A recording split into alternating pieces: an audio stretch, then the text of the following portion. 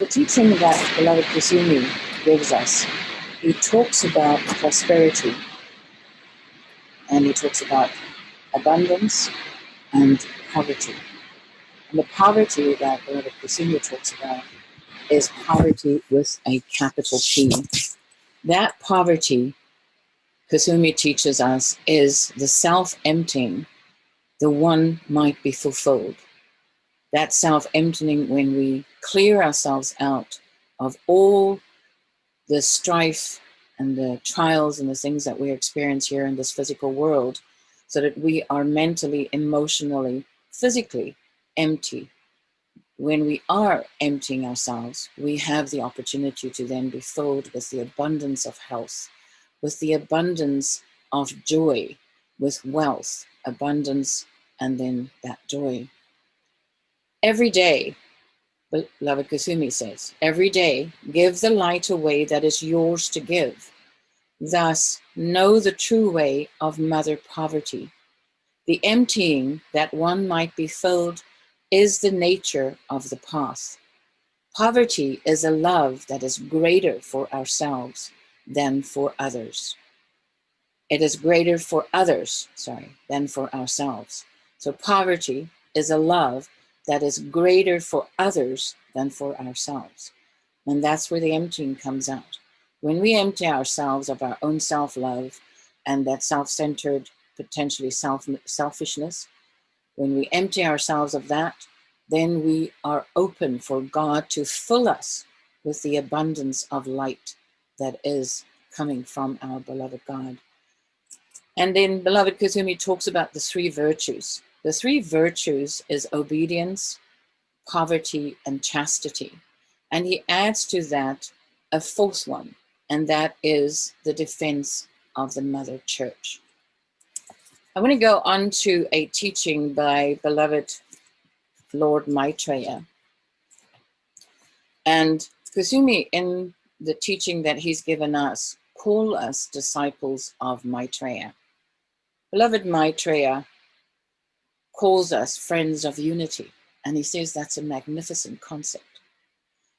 The establishment of a unity of world religions through a synthesis of truth is far off and will remain so unless humanity approach the grace of God with both an openness of heart and an inner understanding of the principles of brotherhood.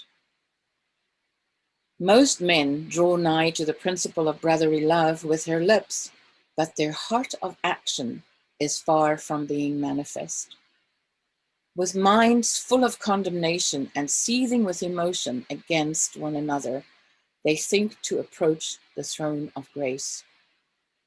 And beloved Maitreya says, we are concerned, therefore, with dispelling confusion by our light, drawn from the councils, both Eastern and Western, of the Great White Brotherhood, and with giving forth those spiritual instructions that will create a clarity of vision for all. Therefore, we submit herewith our concepts concerning a current problem that is being blown up out of all proportion to reality in order to spread abroad violence and confusion. As I go through the next part of the lesson that beloved Maitreya is teaching us here, one of the things as I was studying this that came to me is how humanity seems to be repeating the same errors over and over again. This dictation was delivered back in 1969, over 50 years ago, and yet today we still seem to be in the same rut. So the call we want to make to humanity, I think, is when are we going to step out of this mire that we're in and actually experience the abundant life that God has given us? So beloved Maitreya continues, he says, I refer to the principle of the abundant life and to the problem, so-called, of economic inequality. There is a constant din that can be heard in the world, a clamor from those who have not against those who have. An interesting sidelight is that the babble of voices for the have-nots and against the haves is being joined by many among the upper class who in effect are begging their own destruction. Let me hasten to say that all wealth belongs to God. I'm going to read that again. Beloved Lord Maitreya says, all wealth belongs to God, that the earth is his and he has asked man to take dominion over it and to share in the practical proof of the principle of the abundant life. The life is, was, and always will be for all. Man does not need to create equality. God has already created it. We call it the equality of opportunity. Those who are willing to make application sincerely, to study, to show themselves approved unto God and to the wise men of the world, are always able to draw forth supply, even to the point of being able to give generously to others.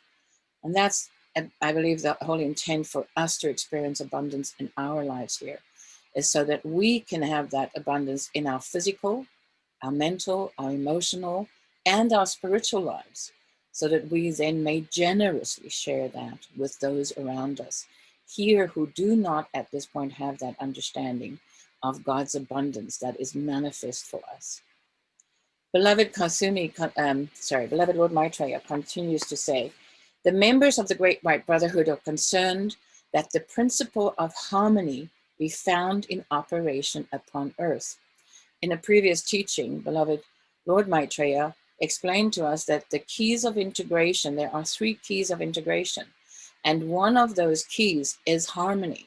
And we need to manifest abundance of harmony in our lives every day, emotional, our physical, our mental, as well as in our spiritual lives, to be able to draw into our lives that abundance that is ours for the asking. So beloved Maitreya says, in order to further that end, amidst the struggles of the masses for economic equality, we would point out that for generations there have been those who have, in effect, taken the vow of poverty and who have eschewed the accumulation of wealth. And eschewed in this sense means deliberately avoided the accumulation of wealth. To them, poverty itself has become a virtue. And we can think of beloved Kusumi in his lifetime as Saint Francis. And we can also obviously consider Saint Clare, in that they have willingly taken the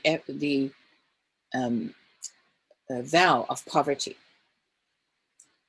And that vow of poverty then had them avoid the accumulation of wealth. The poverty itself has become a virtue. On the other hand, many follow the way of poverty simply because they are unwilling to make the effort to do a great work in the world. They lack either the capacity or the will to create for themselves an abundant life. Both should understand that the laws of love are best practiced and mastered from within. And Lord Maitreya says, we do not condemn those who wish to live in poverty or those who wish to remain in humble surroundings. Rather, we should point out that it is non-attachment that the law requires of the individual, no matter what his station in life. And this means non-attachment to persons, places, conditions, and things. Man can be just as attached to his state of poverty as he can be attached to things.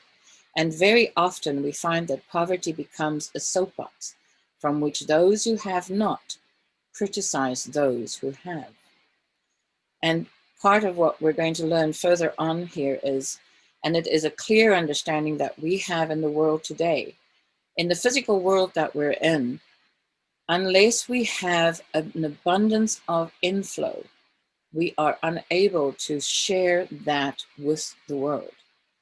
So beloved, Lord Maitreya continues, he says, those who follow in the steps of the Brotherhood see all things as belonging to God, and they see themselves as stewards of his grace, and we are stewards of God's grace.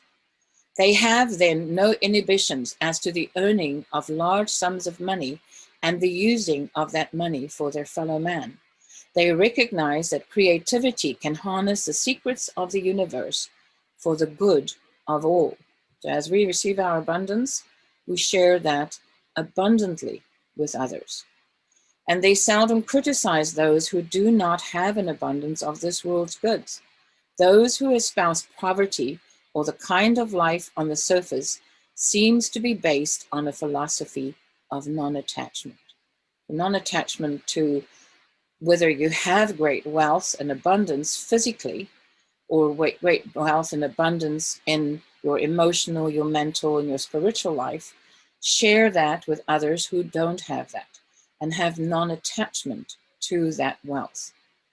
Those who would rise politically in the world often capitalize on the weaknesses of humanity in order to achieve their ends.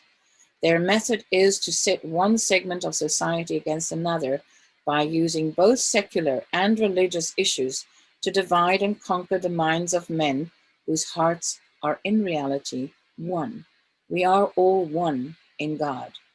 The tactic is often the root and only cause of the underlying social problems that confront individuals and nations today. True faith in God is faith in the abundant life. And I'm going to read that again. True faith in God is faith in the abundant life. When we know that God is our source and our supply, man is not our source, and neither is our job or the work that we do in the world. God is our source and our supply. And when we have faith in that, that's when we live in an abundant life. It may not mean that we have, a large house or number of cars or a lot of money in the bank, but you can live in an abundant life without a lot of material things. Beloved, Maitreya continues, he says, it should be of no concern to you what your neighbor is able to gain of this world's goods, or even how he employs his gains, as long as it is done honestly. And that goes for each and every one of us. People should rejoice in the abundance of others as they would rejoice in their own abundance. And they would see that when men are able to produce abundantly and to remain in a calm state of goodwill to all, they not only enjoy life, but also they are able to support institutions and activities that will sustain and preserve God's beauty on behalf of all men. And that, I believe, is our purpose here, is to express that abundant life that God gives us so that we can then uplift those around us and help them to gain that clear and understanding to also be an expression of the abundant life that God gives us. So, beloved, Maitreya says, the ugliness of the world manifests through man's criticism of man. And often we find that we express that, and those around us express an abundance of criticism. So there's an opportunity for us to turn that around. Whether that criticism is leveled by an Eastern yogi against a learned pundit of the East, it can only degrade by the downward spiral the one who engages his energies in the practice of criticism. The principle of abundant life is the principle of the Great White Brotherhood that keeps the soul open to God from the top, and that enables the flow of reality to beam constantly into the chalice of the individual life stream. And that is a great thought, isn't it? As the reality of his true self becomes more real, he sees in the natural order of manifestation the inward perfection of the Edenic state that existed before the fall of his consciousness into the density of an ego-centered existence. It is easy, precious ones of the light, to criticize, but it is even easier to hold the principle of the abundant life in your consciousness. And I'm going to read that again. So meditate on it. It is easy, precious ones of the light, to criticize, but it is even easier to hold the principle of the abundant life in your consciousness. It is easier to enhance the meaning of life for others than it is to rob them of their virtue by a constant damning or condemnation of their attitudes and the spiritual processes which they have evolved. Be it so that they are surrounded with error. The purpose of life in the evolutionary stream is the shedding of error and the mastering of perfection. If you force the issue, you may break the slender thread that is leading them on to the very truths you would have them accept in your time instead of in God's time. Man did not come into manifestation in order to lose his life, but he came to gain all of God good. We who are concerned with the initiation of each individual are also concerned with the initiation of society. The total identity of a free society is inextricably interwoven with the thoughts and the ideals of its people. A free society can rise no higher than the thinking of its best leaders. A free society can rise no higher than the thinking of its best leaders. And these are constantly being assaulted by the negative concepts of forces which attempt to tear them down, all that serves the nobility of the Christ in the individual and in society. The sense of struggle must be shed, and the windows of life must be opened wide, that the fresh and clean air of the Christ consciousness may renovate the life process. I want to go on and share a very brief teaching that beloved Saint Germain gave. And in this, he is teaching about the mighty I Am presence in us. And he says, the glorious angelic being and power, which is the real you, who is constantly pouring its energy into your physical brain and body, is God individualized at your point in the universe, to mold this cosmic substance into whatever form you decree. To the human beings who do not or will not recognize the mighty I Am presence, the use, joy, and freedom of this great bounty by direct precipitation remains unused, because their feeling of fear, doubt, hate, anger, selfishness, or lust builds an impossible wall around them, shutting out the power and perfection of the light which would otherwise come through. And I want to share a very brief personal story. Over the years that I have, since I came into contact with the teaching, I have dropped little bits and pieces of it to my kids, and we've had debates and arguments about it. But it has been an encouragement to me to realize and understand that my kids have actually taken it to heart. And an example is my middle son, the elder one of my two sons who are here in the United States with me. He and I recently had an opportunity to sit down and just talk one-on-one. He has recently bought a house, and he's very happy and proud, obviously, of it, and I'm very proud of him too. It came about because of the abundant manifestation that he created for himself through understanding the universal law that God brings us that abundance.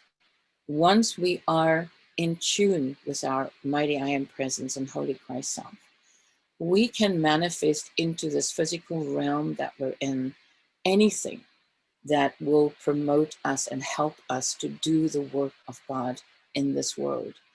And that is how he has brought that about for himself. And like I said, I'm very proud of my son for the